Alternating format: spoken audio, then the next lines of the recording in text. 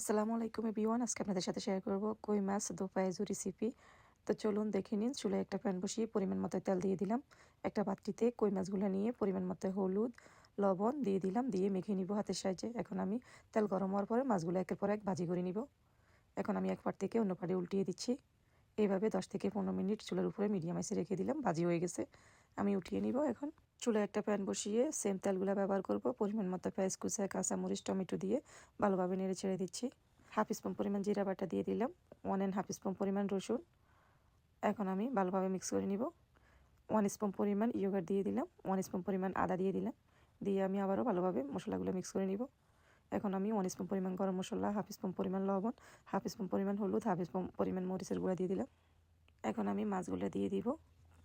মশলাগুলো কষানো হয়ে গেছে, দিয়ে এখন আমি ভালোভাবে মশলার সাথে মিক্স করে নিব। মাছগুলোকে পরিমাণ মতো পানি দিয়ে দিব, দিয়ে এভাবে আমি মিক্স করে নিব।